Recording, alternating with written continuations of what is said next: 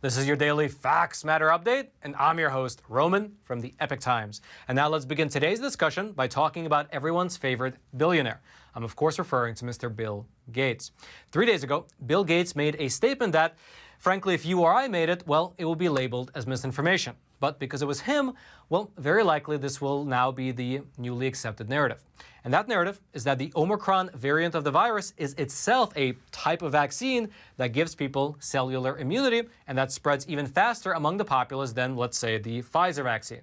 His point was that the Omicron variant spreads a lot faster throughout communities while at the same time being much less dangerous, and therefore it equips many more people with their own natural antibodies. Now again, this is not a new concept by any stretch of the imagination. In fact, on this program, we have talked many times over about natural immunity. However, you live in the same country that I do. And I'm sure you can imagine what would happen if you went either on social media or on the nightly news and you said the same thing out loud. If you said that the Omicron variant is itself like a vaccine, I suspect that your opinions wouldn't last long. Regardless, let's look at what specifically Bill Gates said. Now, 3 days ago, at this year's Munich Security Conference over in Germany, which is an event that's attended by security experts, politicians, and generally influential people, Mr. Bill Gates was a speaker.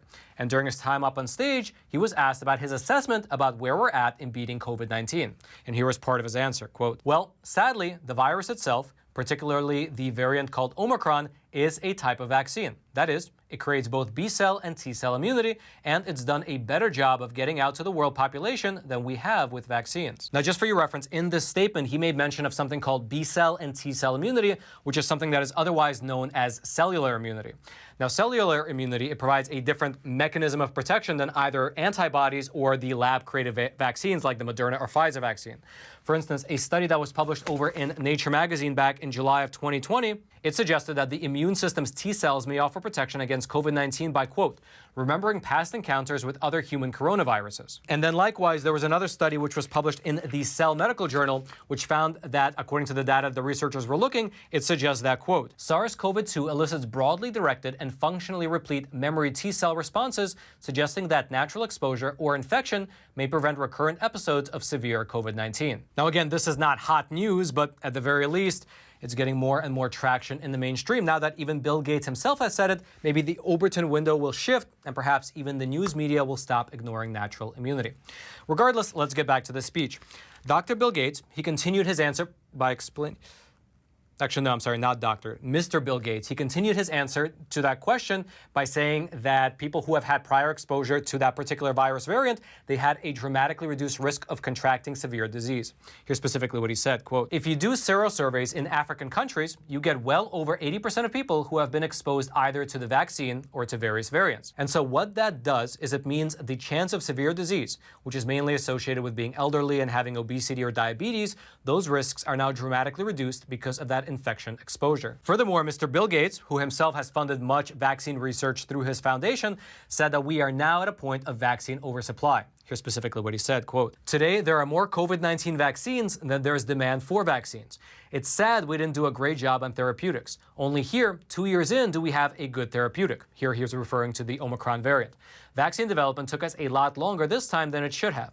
Next time, instead of 2 years, we should make it more like 6 months. Certainly, some of the standardized platform approaches, including mRNA, would allow us to do that." And indeed, according to Mr. Bill Gates, the next time is coming soon, because he said that while COVID will rebound like a seasonal flu, we will have some other pandemic in the near future. Here's what he added. "Well, we'll have another pandemic. It will be a different pathogen next time. And I do think in the next decade we can come up with an eradication vaccine. That's an aspiration, not a guarantee. We won't get death levels at the kind of acute level that we're still experiencing today as the Omicron wave passes through on a global basis." Now, since we're on the topic of vaccines, let's shift gears a little bit and talk specifically about Pfizer. On one of our previous episodes, we have already discussed how profitable Pfizer has become in the recent 2 years. According to their latest filing with the SEC, their COVID vaccine has brought them an unprecedented $36.8 billion in sales, making it quite literally the #1 best-selling pharmaceutical product in a single year ever.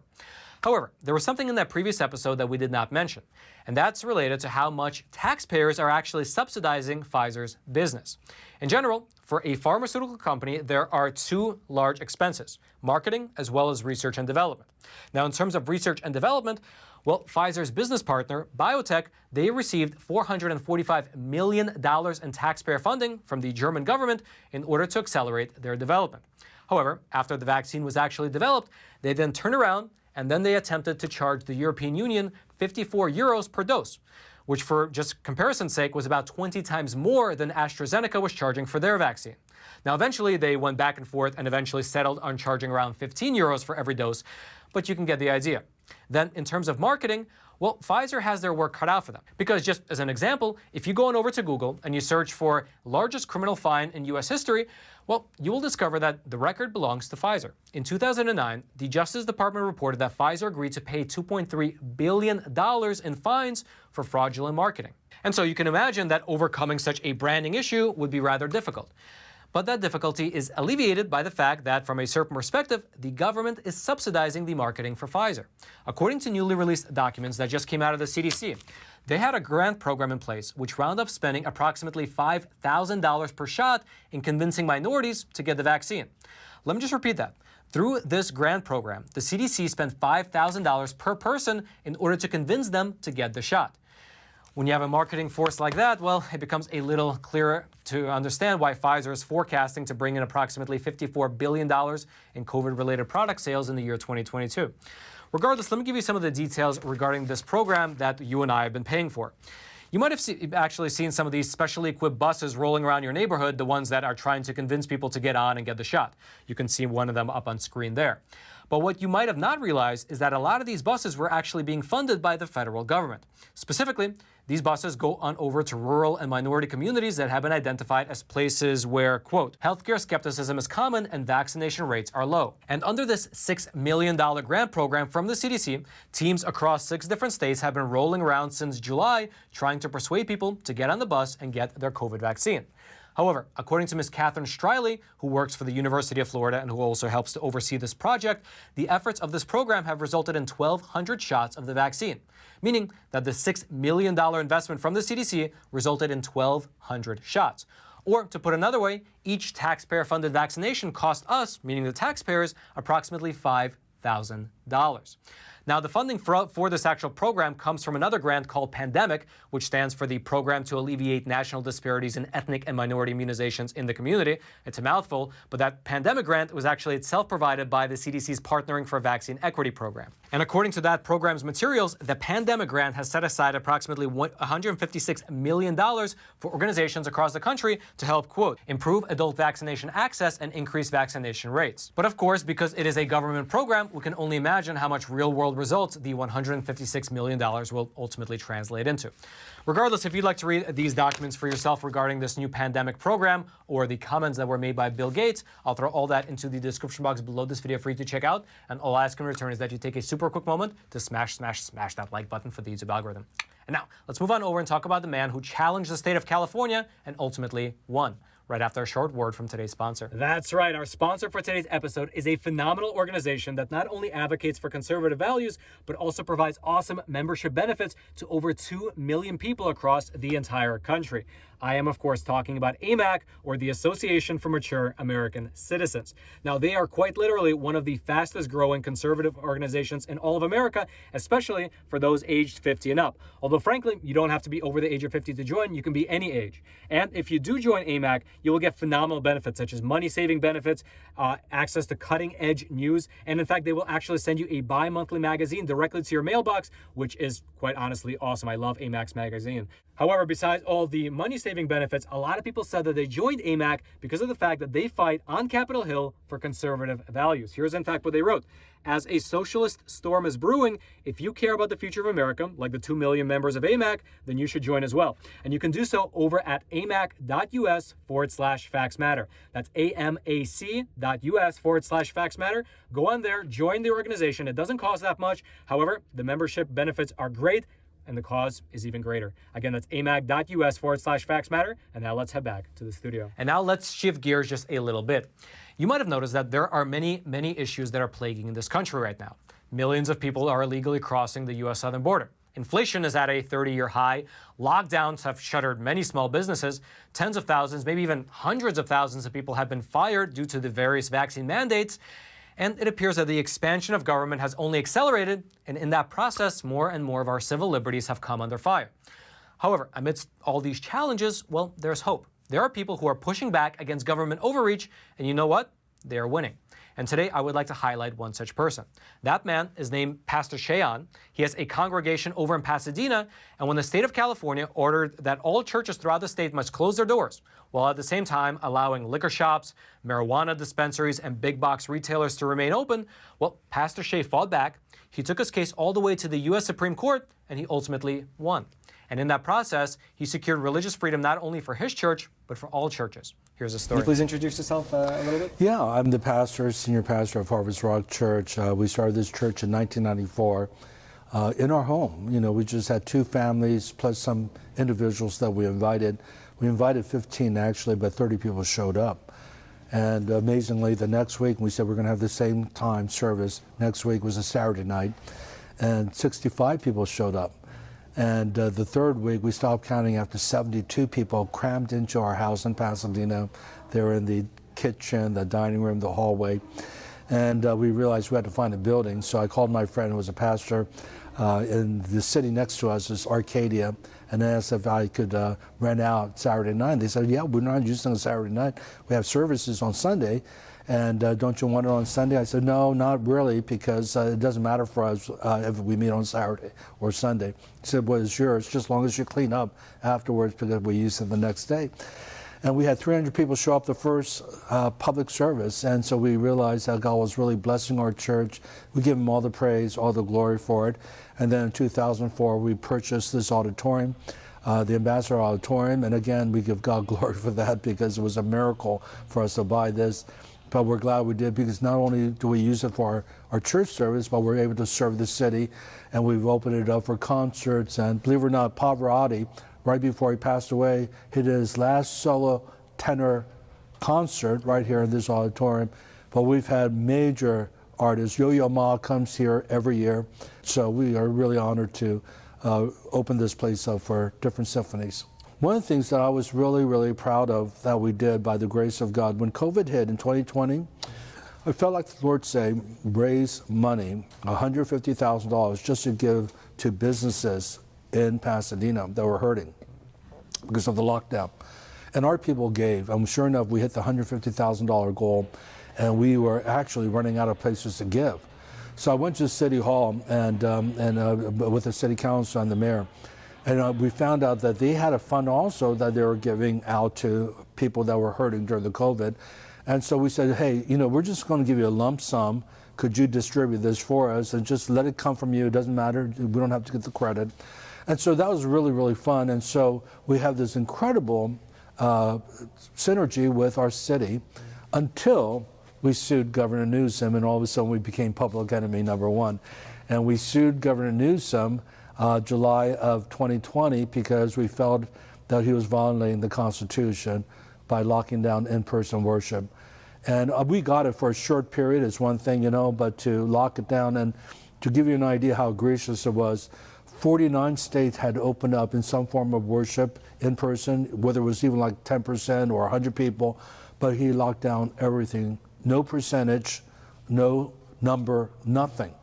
And we couldn't meet in our church, we couldn't meet in homes. It was just a total lockdown. And it wasn't for our lawsuit, I know we would have been locked down for weeks or months after the winning of the lawsuit. So we felt like this is wrong, because he was declaring, for example, a strip club in San Diego to be essential. That was open. Abortion clinics are open. Marijuana dispensaries are open. And yet the church, which is so needed during this time, was closed and locked down. And it just didn't make any sense. And so we felt discrimination. We sued, and by God's grace, it went all the way to the Supreme Court in February the 5th or 6th. They granted us a real decisive decision that set a precedent, not only for the churches in California, but for the rest of the United States, that no governor can lock down a church for in-person worship, even through a pandemic. So we are really grateful for that. Within that story, there's something I want to unpack, which I feel there's a certain essence of the problem that many people don't talk about, which is that the strip club wasn't locked down. The abortion clinic, the drink, the Walmarts, the alcohol stores, right? They weren't locked down, but the churches were. So it almost seems to me like, you said that there's no sense to it, but I don't believe that things are done senselessly. I believe that there's just a kind of a thinking behind it that maybe other people don't agree with. And so it seems to me like this kind of secular idea that the spiritual realm either doesn't exist, or that it's not important, or that it's, people should just be able to just do it at home by themselves and, and be locked down. I feel like that's the train of thought that led that decision making. Do you agree? No, I agree. You want to believe the best. You want to believe that Governor Newsom doesn't have that kind of bias. But throughout church history, for example, my father was born in Pyongyang, what is now the capital of North Korea. And it wasn't always communist. It was right after World War II where Truman and Stalin divided up the world, East Germany, West Germany. He wanted Korea to be totally communist, but Truman said absolutely not. So they divided Korea. North Korea would be communist, and South Korea would be a democratic republic. And but he put in Kim Il-sung, the grandfather of the now present dictator, Kim Jong-un. In 1950, he decided to invade South Korea to unite all of Korea under communism. The first thing he did was arrest the pastors. And my dad was arrested. Why? Because throughout history, Christians, pastors have been the voice for freedom and democracy. We saw that with Stalin in 1937, one of the most grievous slaughtering of over 100,000 pastors took place that year. I'm not sure if I got the exact year, it was 37, 38, one of those years. No one talks about it, but we have to realize that communism has killed, when I talk about communism, I'm talking about Mao, I'm talking about Stalin, Kim Il-sung of North Korea, Pol Pot of Kampuchea. They have killed, they estimate, 150 million. So here we are now in California, and I'm seeing that spirit of socialism, Marxism, communism come in. And they know that religion is their number one enemy. And they know that pastors will speak out. As Dr. King Jr. said, the pastors and churches not over the state, but they're not under the state. They're to be the prophetic conscience of the state. They're to be the voice to the state. And they know that my dad was arrested because he would speak out against communism and totalitarianism. So they arrested all the pastors to kill them. And thank God that Truman sent General Douglas MacArthur, and they invaded, they went into South Korea, but pushed the North Korean forces to the Chinese border. Now, what happened was the Chinese jumped in, but before that happened, they released all the prisoners, and millions, not just my dad, but millions migrated to South Korea because they hated communism. For the few years that they were under communism, they hated it. And thank God that my mom and dad met in South Korea, and they weren't even married. I wasn't even born, but they married at a church in Seoul, Korea, and then you had me. And so I wouldn't be here if the U.S. forces did not come and push back communism to the North Korean border. So yeah, throughout history, you want to believe the best. They're not doing this to persecute the church, but they know the church is really the number one enemy. And especially when you think of the Trumpers, the context of this, of course, is, the evangelicals showed up, voted for Trump in 2016. And so a lot of the people who are enthusiastic about the conservative issues like pro-life issues, religious freedom issues, pro-family, not the LGBTQ issues that they're espousing, they know it's the evangelical believers. So yeah, I agree with you, Roman. I do believe that there was, whether it's conscious or subconscious, intentionality behind locking down the churches. So speaking of Marxism and socialism, you have that background. Your father, with my dad, absolutely. With North Korea. Do you see this, if it continues down this road, will it eventually lead to communism here in America? Absolutely. Absolutely. I think Reagan said we're one generation become communists, and so I see that because, and a lot of people don't know. They just hear AOC or Bernie Sanders or Elizabeth Warren say, we'll pay for your health care, pay for your education. It sounds wonderful, but it's never worked. Look at Venezuela. Look at North Korea. Literally, it is At nighttime, you can't see it. There's no lights. They have no electricity. They're so impoverished. They're starving to death. It's just one big concentration camp. And so, yeah, it's not to say the government's going to pay for everything, but where's that money coming from? Well, we'll just tax the rich. But here's the problem. Rich people know how to live without paying taxes, you know. It's a middle class that end up with the bill. And so it just hasn't worked. And, you know, but here's the thing that scares me more.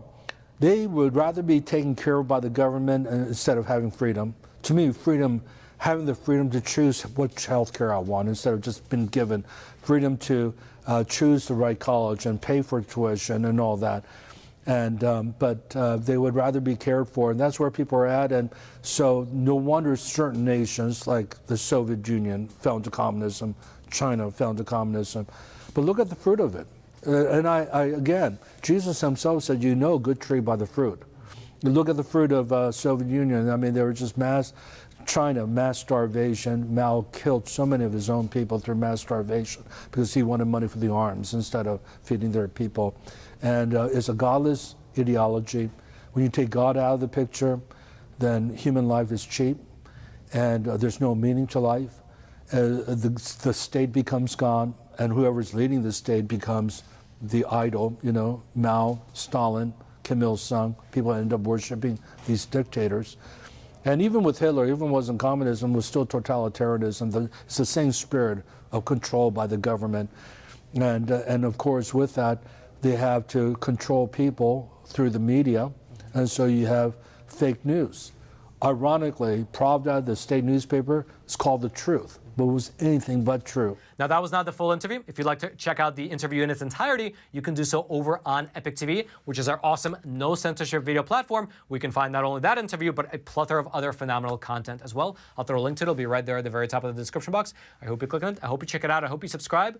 And I hope that you join us on this journey of exploring this beautiful, beautiful world through honest journalism that is based in truth and tradition.